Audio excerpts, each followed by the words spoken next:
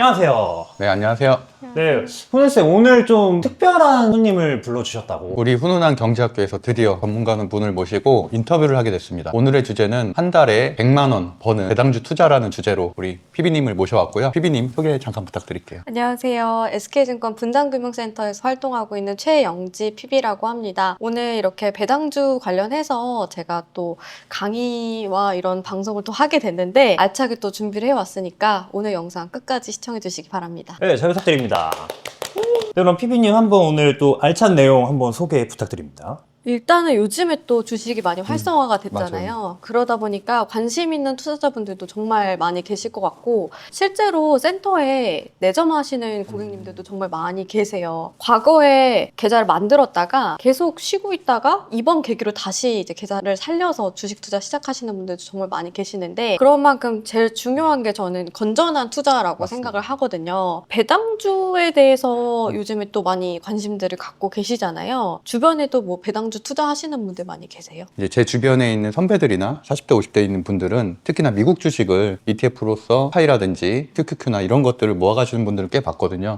사실 20대, 30대 같은 경우는 좀 더 도파민, 변동성 이런 걸 좋아하기도 하잖아요. 포모를 느끼기도 하고 그러다 보니까 저도 사실은 배당주 자체를 크게 관심이 없었는데 앞으로는 배당주에 관심을 가지려고 이렇게 자리를 마련하게 됐습니다. 네. 안 그래도 저도 이제 고객님들 중에서도 나이대마다 좀 성향이 다르기는 한데 배당주에 대해서 관심도가 요즘에 많이 높아졌더라고요. 아무래도 현금 흐름과 관련해서도 활용을 하기 위해서 그런 것 같은데 요즘에 이제 개인 투자자분들이 배당주에 관심을 가지는 이유들이 솔직히 과거에 비해서 뭐 시장이 좋아졌다라는 부분들도 있겠지만 제도적인 측면에서도 개선된 부분들이 많아서 관심들을 갖고 있는 것 같아요. 특히 정부 측에서도 지금 증시 부양에 대해서 이끌고 있는 상황이고 그리고 몇 년 전만 해도 사실 배당을 받으려면은 주로 이제 12월에 맞아요. 배당 기준일까지 주주 영부에 이름이 들어가야 됐잖아요. 그런 만큼 배당액이 확정이 되지 않은 상황에서 그냥 이 종목을 보유를 하고 있어야 되는데 근데 이번에는 제도가 개선이 되면서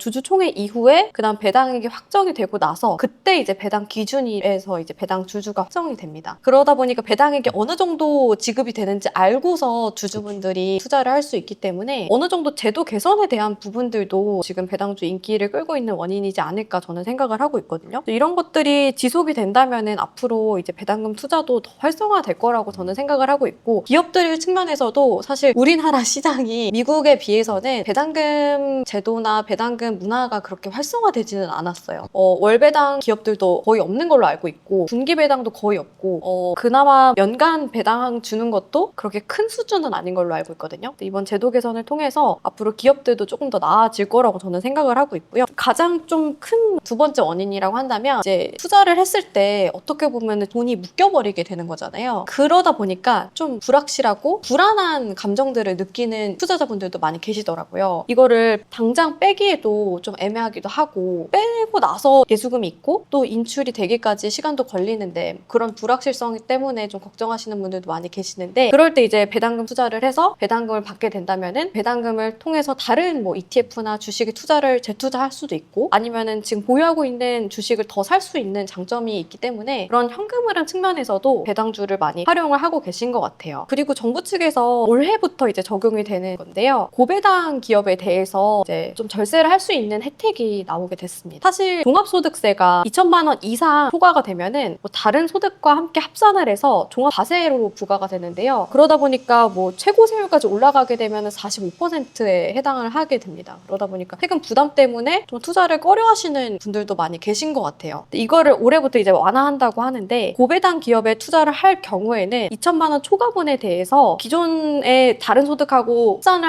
해서 결정을 하는 게 아니라 별도로 이제 별도의 낮은 세율을 적용을 해서 좀 세금 부담을 낮출 수 있는 그런 방안을 시행을 했고요. 이거는 올해 이제 배당금을 지급을 받았을 때 내년에 적용이 된다고 합니다. 저는 정부 정책이 가장 크다고 생각을 하거든요. 물론 부동산 정책을 조이는 돈들이 주식시장으로 넘어오기도 하고 대통령 자체도 주식시장에 시장에 대한 이해도가 높다 보니까 현재 상법 개정안이라든지 뭐 자통법 개정안이라든지 이런 여러 가지 제도의 변화로 인해서 주주환원 정책을 하려는 거잖아요. 네. 근데 저는 물론 성장주에 투자하는 것도 좋은 방법이지만 한편으로 보면은 결국에는 우리가 은퇴하고 나서 노후에 일정 금액의 이런 배당을 받으면서 생활을 할 수 있는 어떻게 보면 약간 미국형 모델이라고도 좀 할 수 있을 것 같은데 그런 게 아직까지는 우리나라는 현재 개인들의 자산 중에 90%가 부동산이다 보니까 그런 부분들이 좀 약했었는데 이런 90%의 부동산 자산에서 일정 부분이 주식시장으로 넘어오게 된다면 그럼 꼬박꼬박 내가 연금을 받으면서도 좀 안정적인 투자를 할 수 있는 그런 환경이 개선이 되고 있는 것 같고 무엇보다도 중요한 거는 코스피가 6천이 될 거라고 사실 방송 7년 차인 저도 전혀 예상을 하진 못했지만 사람들이 이제는 바닥을 5천이라고 생각할 정도로 투자 인식에 대한 개선이 이루어지는 게 저는 가장 큰 부분이라고 생각을 하거든요. 아무리 정부에서 좋은 정책을 내놓는다 하더라도 투자자들이 그거 자체를 에이 뭐 코리아 디스카운트 얘기하고 한국 주식은 안 돼, 국장 탈출해야 돼라고 생각을 한다면 그것도 배당주든 연금 투자든 이루어지지 않을 텐데 현재로서는 어느 정도 신뢰를 얻을 수 있는 주가의 또 하방이 견조한 부분을 보이고 있기 때문에 좀 인식 개선이 사실은 배당주나 이런 주식 투자에 관심을 갖는데 가장 큰 이유가 된 것 같습니다. 맞아요. 저도 동일하게 생각을 하는데요. 이번에 이 배당소득 관련해서도 세제 개편이 되면서 또 기업들 입장에서는 배당금을 확대할 수 있을 만한 그런 발판이 되지 않을까 생각을 하고 있어요. 그래서 이 대상에 대해서 좀 구체적이게 설명을 해드리자면 기업들이 이제 배당 성향이 40% 이상이거나 아니면 배당 성향이 25% 이상인데 직전 3년 평균 대비 5% 이상 배당이 증가한 기업들 이게 대상이라고 하고요. 이 고배당 기업에 투자를 하게 됐을 때 적용 세율은 3단계 누진세율로 적용을 하게 되는데 2천만 원 이하의 경우 기존대로 14% 적용이 되고 2천만 원 초과해서 3억 원 이하는 20% 그리고 3억 원 초과분에 대한 거는 이제 35% 적용이 됩니다. 그러다 보니까 고액으로 또 투자하시는 분들도 많이 계신 걸로 알고 있는데 그런 분들은 이제 배당주 투자를 통해서 어느 정도 절세 혜택도 누릴 수 있다라는 장점을 갖고 있습니다. 그래서 배당주가 앞으로도 더 활성화될 거라고 생각이 들어서 저도 사실 배당주에 그렇게 관심이 크지는 않았어요. 아무래도 제 나이대 또래 분들이 배당주보다는 조금 더 빠른 투자 전략을 추구하시는 분들도 많고 저 또한 그랬었는데 이렇게 제도 개선을 통해서 저도 이제 배당주에 조금 더 관심을 갖고 바라보자라고 생각이 많이 들었어요. 그러면은 피비님의 입장에서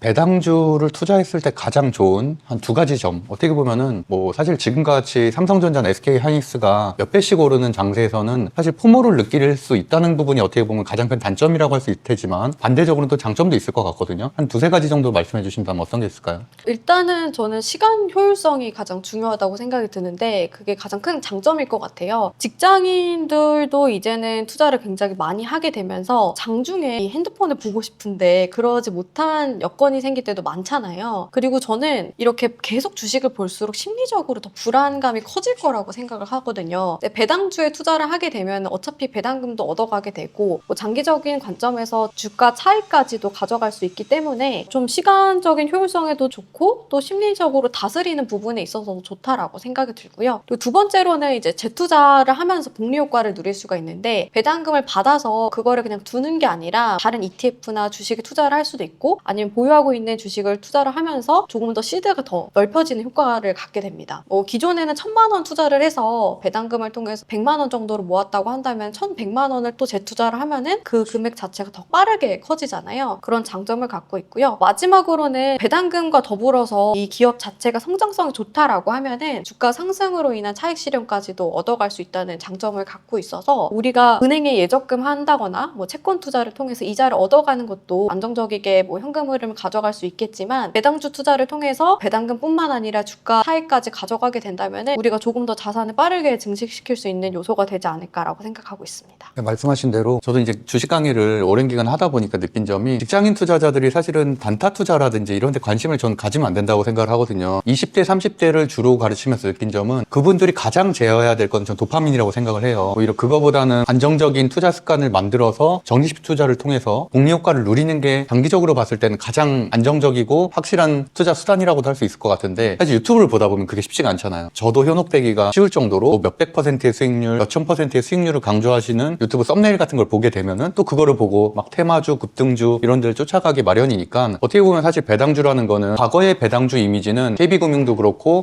금융주라든지 이런 지주사 같은 경우는 아무래도 주가가 상승하지 못한다라는 조금 편견이 있었잖아요. 그래서 어떻게 보면 배당 수익률 정도만 가져갈 수 있었는데 지금과 같은 경우는 그런 주식들 지주사마저도 지금 신고가를 달성을 하고 있고 거의 바닥 대비해서는 3배 3배 이상 오른 종목들이 많은 것처럼 어떻게 보면은 미국에서는 흔히 있는 지주사의 성장도 우리나라에서도 이제 볼 수가 있고 뭐 중복 상장 배제라든지 여러 가지 규제책을 통해서 좀 더 투명한 환경을 만들어준다면 말씀하신 대로 배당을 받으면서도 내가 그 복리 효과를 누리거나 또는 성장하는 그런 주식의 시세 차이까지도 누릴 수 있는 모델로 보면 사실 거의 가장 완벽한 투자 방식이라고도 할 수 있을 것 같고 배당주는 흔히 이제 시간에 투자하는 거라고도 많이 표현하잖아요. 그게 참 쉽지가 않은데 그래도 어쨌든 복리 계산기나 이런 것들을 해보면은 10년, 20년 지났을 때 그 효과는 정말 엄청나거든요. 그래서 저도 배당주 투자를 이제 막 시작했기 때문에 많이 배우고 또 배당주의 효율성을 많은 사람들에게 좀 알리고 싶습니다. 저는 투자라는 게 근로소득하고 본업까지 같이 해야지 더 효과가 좋다라고 생각이 들어요. 근데 계속 주식창만 보게 되면은 본업도 잘 못하게 되고 그렇다고 해서 주식 투자만 전업으로 하기에는 다소 리스크가 있다라고 생각이 들어서 특히 젊은 세대분들은 이제 막 일을 할 나이인데 그런 것보다는 좀 같이 병행을 하면서 건전하게 할 수 있는 방향이 중요하지 않을까 저도 생각을 하고 있습니다. 그래서 그런 장점들이 이제 배당주에 대한 매력이 아닐까 이렇게 생각을 하고 있고요. 혹시 주변에서 배당주 투자, 뭐 미국 상장 주식이든 뭐 미국 상장 ETF든 국내 주식이든 배당금으로 다른 뭐 현금 흐름을 만든다거나 이런 분들이 계실까요? 배당 수익으로 약 400만 원 정도 받는 현금을 만들었다는 걸 본 것 같고 그분 같은 경우는 현대차 우선주로 한 11억 정도 매수를 하셔서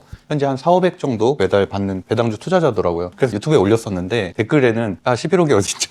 막 그런 댓글을 남기긴 하더라고요. 네. 그러니까 그만큼 그분도 사실 오랜 기간 약 10여 년 동안 그걸 적립식 투자를 하면서 어떻게 보면 특히나 최근에 현대차의 상승까지도 다 이렇게 누린 거니까 결국에는 시간에 투자하다 보면은 그러한 행운도 따르지 않을까 생각하고 있습니다. 맞아요. 저도 동일하게 생각을 하는데요. 특히 2030 세대는 아직 모아둔 돈 자체가 많지 않다 보니까 사실 배당금으로 큰 돈을 벌어서 이거를 뭐 다른 생활비로 쓴다거나 아니면 제2의 월급같이 쓰기에는 금액 자체가 굉장히 적을 거예요. 그래서 저는 일단은 배당주에 투자를 하게 됐을 때 어떻게 활용을 하면 좋을지 저도 고민도 많이 했고 주변 사람들한테 많이 물어봤는데 이야기를 들어보니까 이제 배당주에 투자를 해서 받게 되면은 사실 그렇게 많이 받지는 않는다고 합니다. 뭐 그래봤자 뭐 몇십만 원 정도인데 그 수준이라고 한다면은 그걸 모아서 뭐 여행 자금을 쓴다거나 아니면 다른 투자처에 재투자를 한다거나 보험료로 납입을 한다거나 그런 식으로 좀 절약하는 방법으로 많이 활용을 한다고 하고요. 저도 동일하게 생각을 하는데 그걸 이제 나이가 어릴 때 좀 적립식으로 시작을 해서 노후에는 그 시드가 더 커질 거 아니에요. 그러면은 그 받아갈 수 있는 배당금 자체가 많이 높아지게 될 텐데 그걸 통해서 뭐 추가적으로 노후 자금으로 활용을 한다거나 그 나이대가 되면은 충분히 생활비로 쓸 수 있는 정도의 자금이 나오지 않을까라고 생각을 하고 있거든요. 그래서 그런 라이프 사이클에 따라서 투자를 하는 것도 굉장히 중요하다라고 생각을 하고 있습니다. 이 사진을 제가 하나 가지고 왔는데요. 이 사진을 보시는 것처럼 사실 20대에서 30대는 사회 초년생이다 보니까 자산을 막 형성을 하고 이때 막 저축을 한다거나 공격적이게 투자를 하기보다는 조금 더 저축 위주로 진행을 하게 되는데 대신에 또 지출하는 부분들이 또 많아요. 학교를 다니시는 분들 학자금에 대한 것들도 있을 거고 특히 30대 같은 경우에는 결혼을 하는 경우들이 많이 있는데 결혼 자금도 또 한두 푼이 아니잖아요. 이렇게 지출하는 게 많다 보니까 이때는 투자 자산 자체가 그렇게 크지는 않을 거예요. 근데 대신에 저축을 꼬박꼬박 열심히 하고 또 추가적으로 투자까지 병행을 하게 되면은 40대 때는 어느 정도 안정기에 접어들게 되면서 그 시드가 더 커질 거고 그 시드를 이제 바탕으로 해서 5, 60대 때는 이제 배당금을 통해서 뭐 생활자금으로 활용하는 식으로 그런 식으로 진행을 해보면은 가장 베스트가 아닐까라고 생각을 하고 있습니다. 제가 사실 저희 지도 교수님이 어제 이제 만나서 얘기를 했었는데 ETF 투자를 시작을 하신 거예요. 주식을 평생 안 하시다가 최근에 너무 불장이고 하니까 근데 느낀 점이 ETF 투자인데 최근에 좀 올랐잖아요. 한 10% 정도 오르니까 이거를 팔아야 되는지를 여쭤보시더라고요. 어떻게 보면 사실은 배당주 투자나 이런 ETF 투자는 일반적으로 적립식 투자를 많이 하는 편이잖아요. 근데 지금처럼 주가 변동성이 굉장히 클 때는 고민이 될 수밖에 없을 것 같긴 해요. 많이 오를 때는 좀 덜어내고 싶고 또 반대로 너무 많이 떨어지면은 더 많이 사고도 싶고 좀 어떻게 보면